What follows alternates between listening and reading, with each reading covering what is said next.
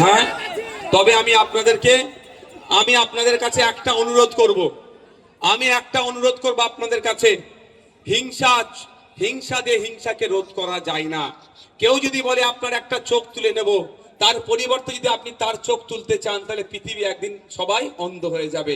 অনুরোধ একটাই করব, অনেক ধমকাবে চমকানোকে পাত্তা দেওয়ার দরকার নেই। সংবিধানটাকে মজবুত করে ধরুন।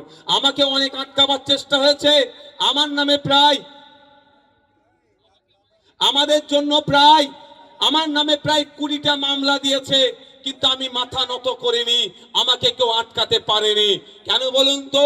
আমি সংবিধানটাকে আঁকড়ে ধরে চলছি। তাই আপনাদের অনুরোধ করব, একদিকে বোমগুলি পিস্তল থাকতে পারে, একদিকে গুন্ডা মস্তান থাকতে পারে, একদিকে সমাজ বিরোধীরা থাকতে পারে। আপনি যদি সংবিধানকে শক্ত হাতে ধরে রাখতে পারেন, এই গুন্ডা মস্তান সমাজ বিরোধীরা ধ্বংস হয়ে যাবে।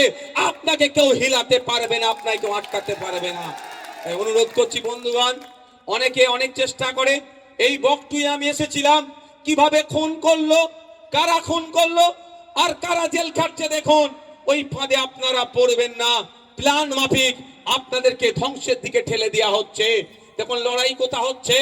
আদিবাসী পাড়াতে লড়াই হচ্ছে, মুসলিম পাড়ায় লড়াই হচ্ছে, দলিত পাড়ায় লড়াই হচ্ছে, পিছড়ে বর্গের মানুষের এলাকাতে। আর ধ্বংস হয়ে কবরে শ্মশানে এই গরিব মানুষগুলো যাচ্ছে। আমি আপনাদের কাছে অনুরোধ করব যে হিংসাতে আপনারা জড়াবেন না। ভারতবর্ষের সংবিধান অনুযায়ী চলুন। ইলেকশন কমিশন অফ ইন্ডিয়ার আপনারা ওয়েবসাইটে গিয়ে দেখতে পাবেন যে ওখানে 2200 থেকে 2500 রেজিস্টার্ড পলিটিক্যাল পার্টি ভারতবর্ষে আছে। এটা মানে এটা বোঝা যাচ্ছে, যার যে ইচ্ছা দল করতে পারে, যার যে ইচ্ছা আদর্শ নিয়ে এগিয়ে যেতে পারে, মানুষ যাকে চাইবে ভোট দেবে, মানুষ যার সংখ্যাগরিষ্ঠ ভোট যে পাবে সে সরকারে আসবে। আমার বলার বক্তব্য যে আপনারা লড়াইয়ে জড়িয়ে পড়বেন না।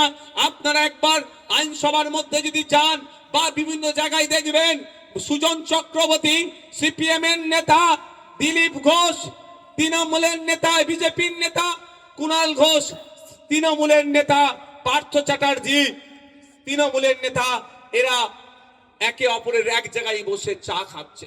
আর লড়াইটা বোলপুরের বুথে, এলেমবাজারের বুথে, দুবরাজপুরে, দেউচাপাচামিতে, সিউড়িতে, এই সমস্ত জায়গায় লড়াইটা লাগিয়ে দেওয়া হচ্ছে। আমার বলার বক্তব্য, আপনাদের অনেক লড়াই হয়েছে, লড়াই চাই, লড়াই করে বাঁচতে চাই। অনেক বলেছে, আমি এর বিরোধিতা করব না, কিন্তু এবার আপনার আমাকে বলতে হবে, নেতাই লড়াই চাই, জনগণ এবার দেখতে চাই। নেতাই লড়াই চাই, জনগণ এবার দেখতে চাই।